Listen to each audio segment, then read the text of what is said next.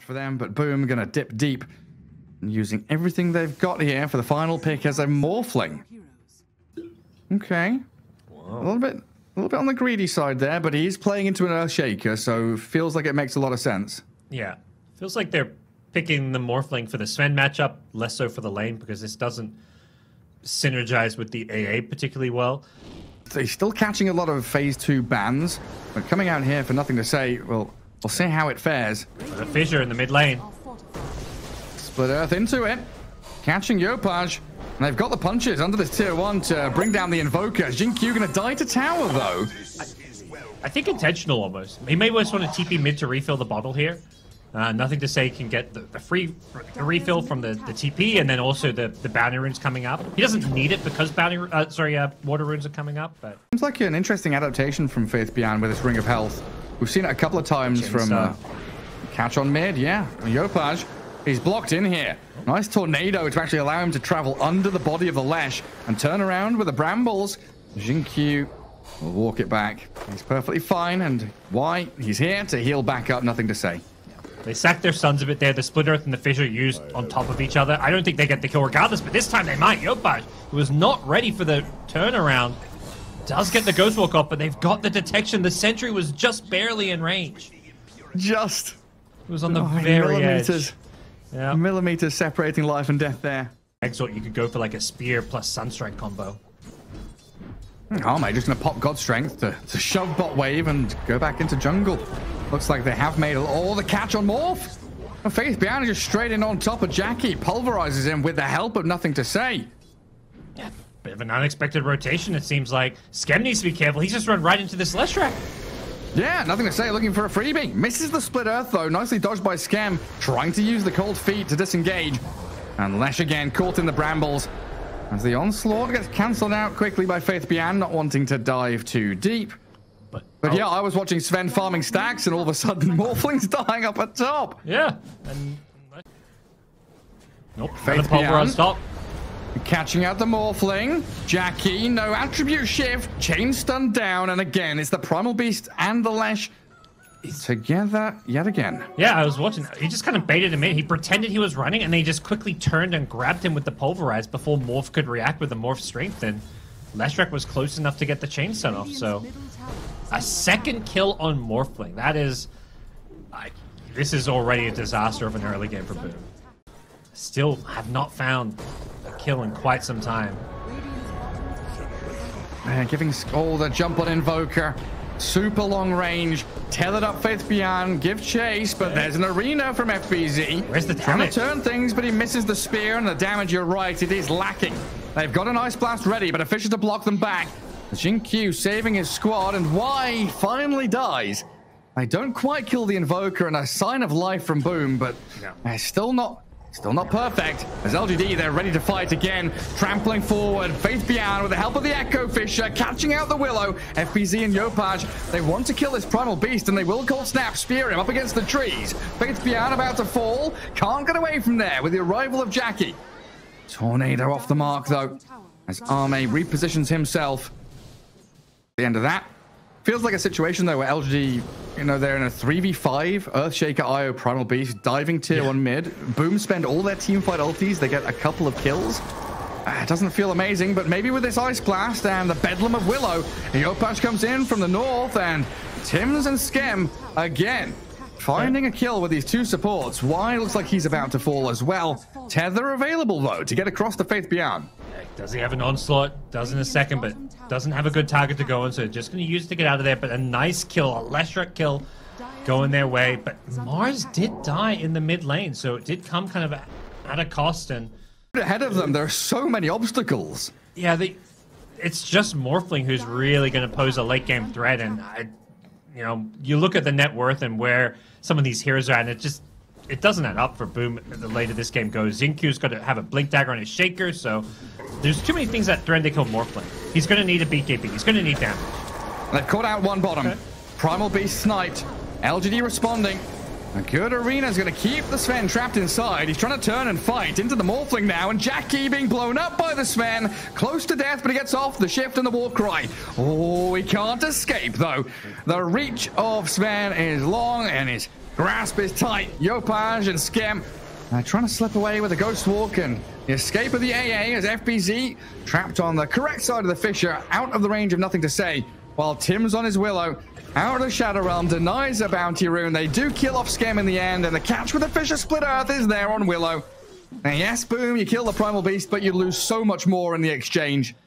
Yeah, this is brutal. I mean, this is they've hit all these timings, all these BKBs. The Primal Beast is, the sacrificial lamb to start things off, but once you get the vision on them, LGD is so quick to rotate. They've got the relocate in to go with it so that he can start. And they've got FBZ. Ouch. Xingqiu just blink echoes him, opens up for the relocate play. LGD all across the map. Yeah, the relocate just means you can have this Primal Beast and Shaker just running around the map solo looking for kills. Anyone they find will die to a relocate.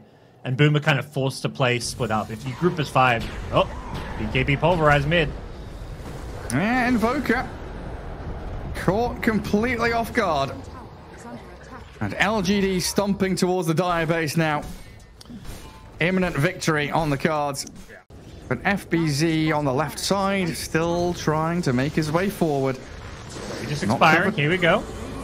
A chance. Oh, Nothing to Say for so fast on the BKB and immediately destroying FBZ before an arena can even come. Now the pulverize. Tim's is done. And a lane of barracks for LGD. He was ready. He knew. Both teams knowing the timer there. And Nothing to Say. Ready for the Blink Spear.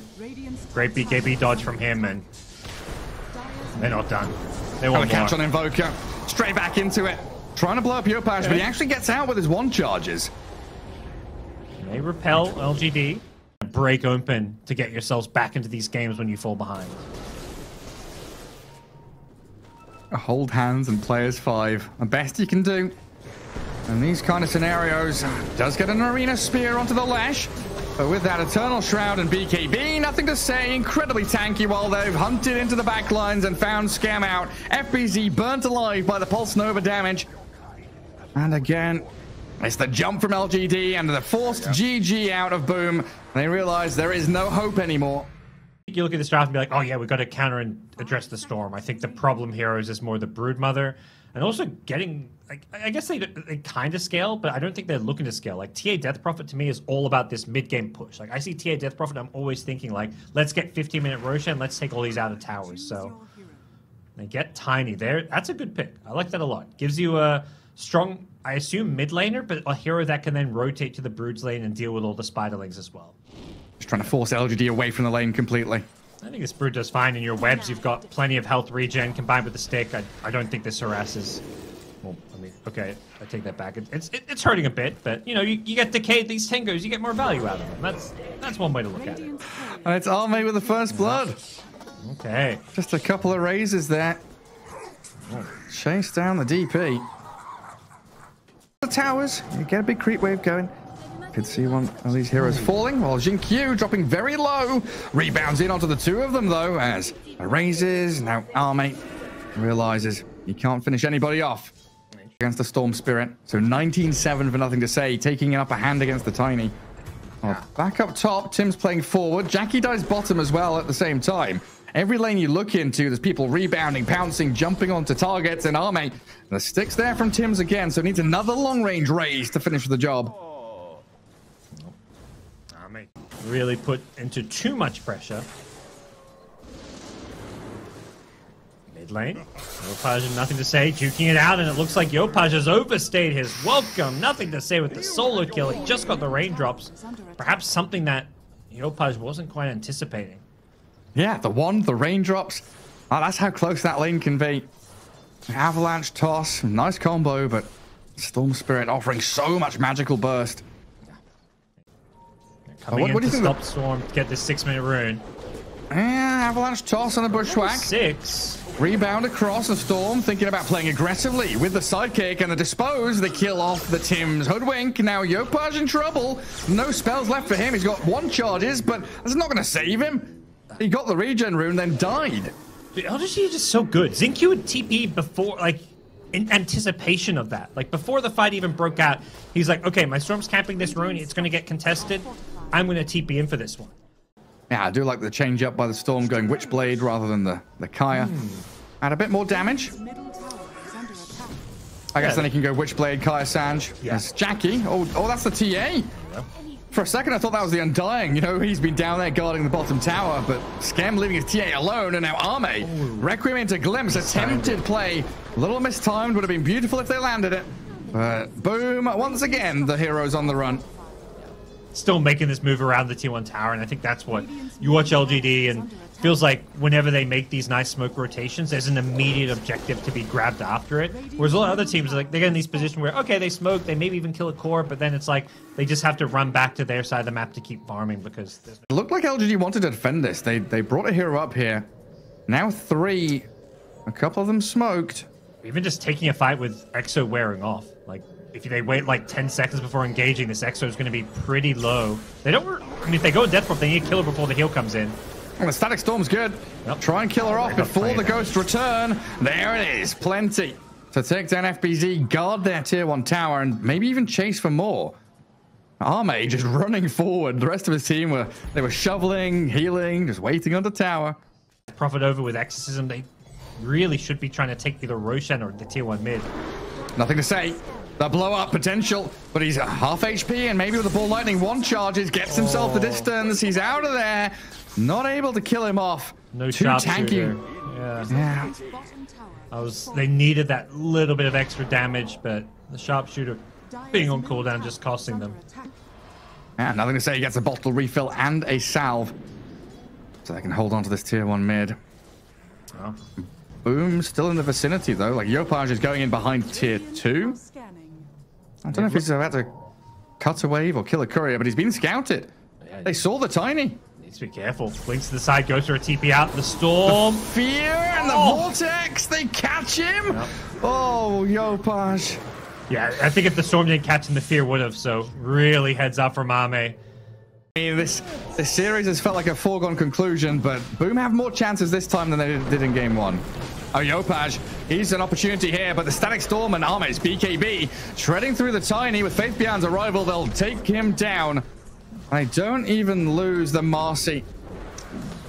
Yeah, they've still got Exorcism, but I don't think they can take this fight 3 versus 5. TA's Desolator's online, but without a Blink Dagger or a BKB, you can't really just expect to be able to run in, and LGD will be rewarded with a Roshan and Aegis to play around on Storm, one of the best Aegis carries in the game.